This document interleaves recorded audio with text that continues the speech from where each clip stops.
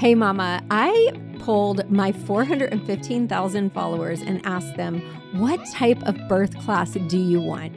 And they told me we want something simple that we can listen to on the go, whether you're nesting, you're walking, or just trying to rest. So I created the Calm Labor Birth Pod. It is my audio-only birth class designed for real life.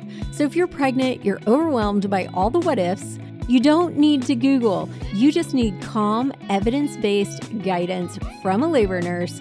You can listen on the go. It's $97, or you can start today for just $33. Go to labornursemama.com/guide or hit the link in the show notes to grab it.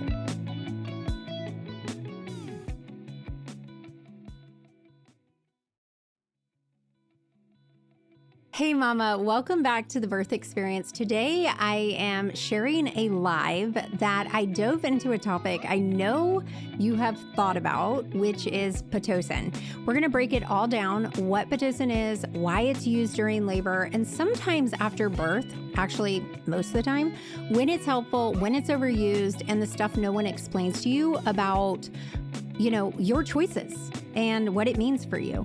This is not about scaring you, because y'all know that I believe that all of the interventions, including Pitocin, can be necessary at time. I just want you as educated as possible so you walk into your birth knowing your options and feeling confident to ask the right questions. So grab up your raspberry leaf tea and let's get into it.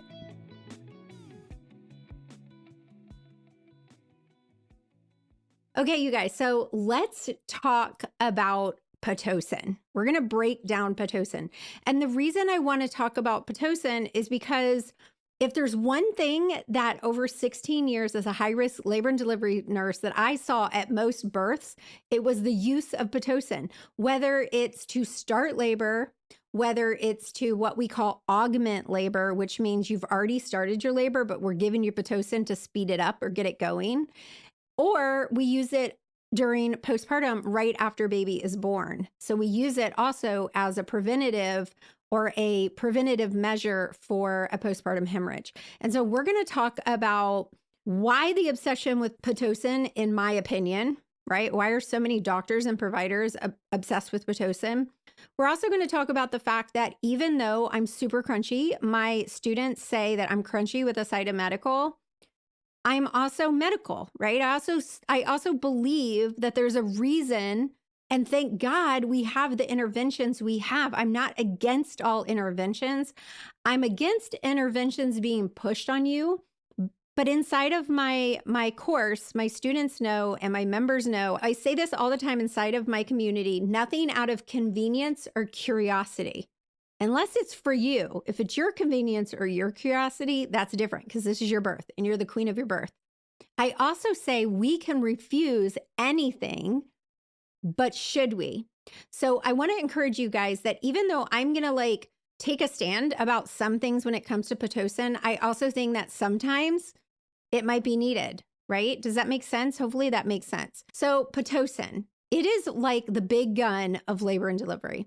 And if you've never seen Ricky Lake's documentary, The Business of Being Born, there is a scene in that documentary that is so familiar to me. And if I have any labor nurses on here, you know what I'm talking about. But it's a doctor who comes on the floor and they're standing in front of the board, the whiteboard, where they have all the patients. They have what each patient is happening, back in the day when we used a whiteboard and not a computer. And he's like, who's on Pitocin? How much Pitocin is she on? Why isn't she on Pitocin? Start the Pitocin. Go up on the Pitocin. Get Pitocin going. Chop, chop, chop. And that's been my experience, is that everybody needs to be on Pitocin. And I truly feel like that's not true. And that's why you need to be educated and understand Pitocin, right? Now, it's different if this is what you want. You've done your due diligence and you're like, yeah, I'm fine. It's different if you're being induced, right? But even if you're being induced, you have some control. This is why I have my little mini class on induction. You can get it, or you can go to labornursemama.com/induction. Okay, so Pitocin, let's talk about Pitocin for someone who is being induced. Let's start there, because there's 3 reasons I told you we use Pitocin. 1, we use it if you're being induced. 2, we use it because we want to augment you, which means speed things up, help your labor along. And 3, we use it as a postpartum hemorrhage preventative. Okay. So number 1, being used as an induction, it is going to stimulate contractions as opposed to most inductions. A lot of inductions, let me just say that, a lot of inductions, we start with something that is going to soften your cervix. The reason we need your cervix soft is because to open, it needs to get soft. It needs to get thin. If you're ever blowing up a balloon, were you ever taught to like stretch this out, get it stretchy and soft before you start? Sorry, that's Tula.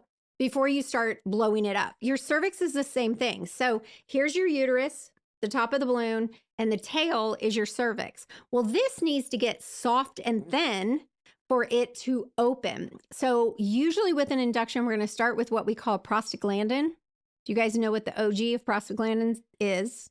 It's semen.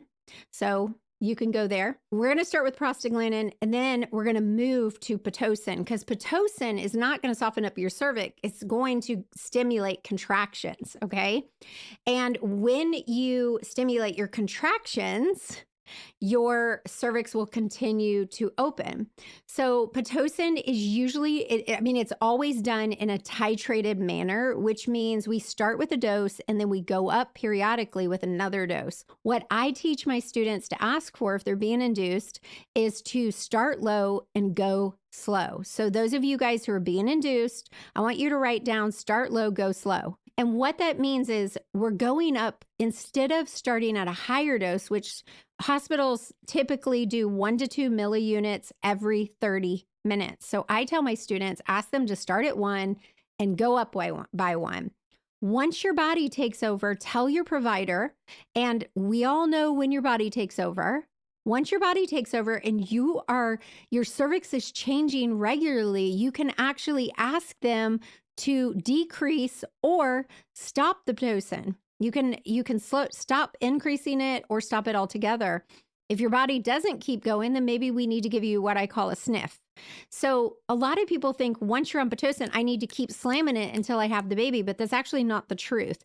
And there's a lot of studies that prove that low dosing and slow dosing is actually way more effective because your uterus only has so many oxytocin receptors. Once they're full, right? So if we slam them and fill them, it's not going to be as effective. So that's for induction. So remember, you're going to start slow, go slow, up slow, right? So maybe go up by 1 every 30 minutes. The other thing is, we're going to talk about augmentation. So that means you went into labor on your own and you come into the hospital and your doctor's like, well, we're going to go ahead and start Pitocin because you're not going fast enough for their, what they want, right? That is something I would consider out of convenience or curiosity. So the doctor wants you to go faster, even though you're not laboring fast enough. So in that case, I would do your due diligence and I would say no. If you stall out, there are a lot of different positions and movements. And actually, there's been studies that have been done that show that using gravity and movement is actually more effective and produces stronger contractions than Pitocin. But you don't see a doctor saying, let's get her into good positions and get her up walking. They want to give you Pitocin. So I really just want you guys to be as educated as possible because I can't tell you all the scenarios, but I do teach that in both the birth classes. So we've got our full birth class, which is our Calm Labor Confident Birth or the VBAC Lab. And we also have our audio only class, which is the Birth Pod. And you can learn about all of them. But either way, you have to be educated because if you don't understand when and why something is appropriate, you're going to lean into someone else making decisions for you. And I can't tell you how many of my patients have said, Trish, what would you do? But what I would do might not be the same as Brandy.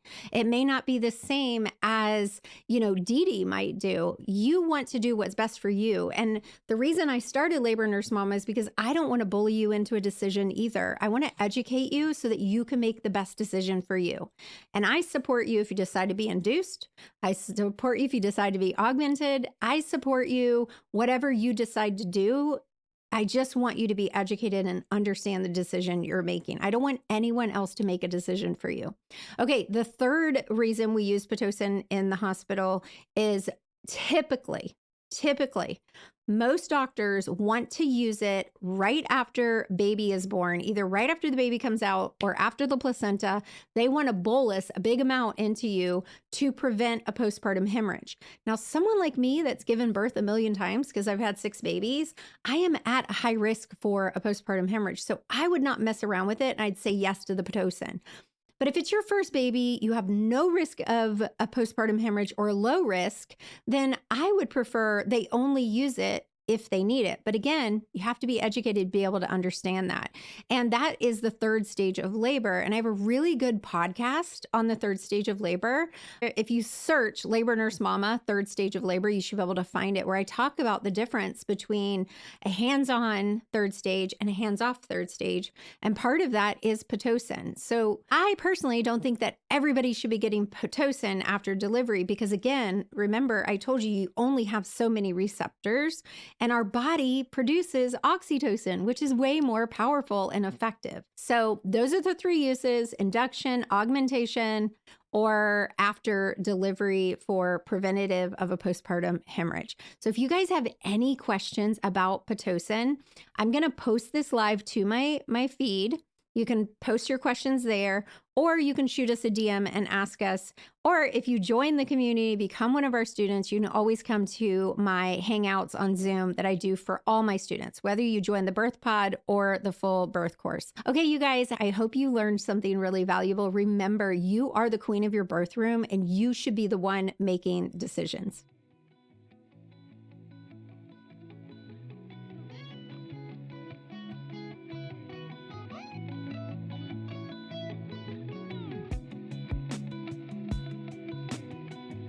All right, Mama, I hope this episode gave you some clarity around Pitocin. Y'all know you can always ask me questions, so shoot me a DM, head to Instagram, ask us all about it. And if you really want to learn more, dive into the birth pod or dive into the full birth classes. Remember, taking the mystery out of everything surrounding your birth gives you so much freaking power, and it also removes a lot of the fear. You deserve to know what's happening to your body and why. You always have the right to ask questions, slow things down, and say no. If this episode helped you, hit subscribe so you don't miss what's coming next. And would you do me a favor? Girls, leave a review and share it with someone you know who's pregnant. When you leave a review, it helps me so much, and it helps get this important information into the hands of other mamas. You have got this. You are so freaking powerful. I am so proud of you. I'm cheering you on every step of the way. As always, I'll see you again next week. Bye for now.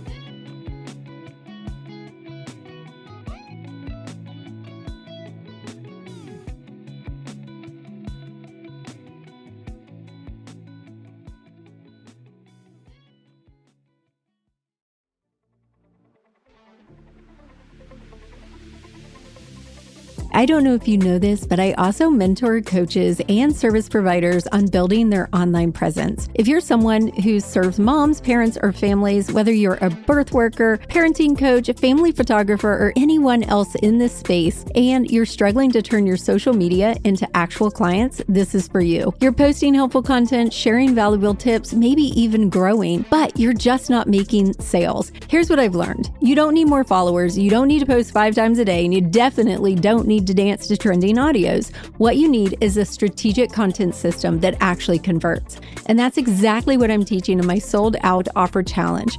This isn't another content creation challenge. This is a 5-day deep dive into sales psychology and creating content that actually builds trust, which turns into paying clients. I've helped clients scale to consistent 5-figure months using this exact system. The Sold Out Offer Challenge starts on August 25th. You can join as a general attendee or upgrade to VIP for daily coaching and personalized audits. If you are ready to turn your content into an income machine, go to the link in the show notes or go to trishwarecoaching.com/SOO and let's make your content work as hard as you do.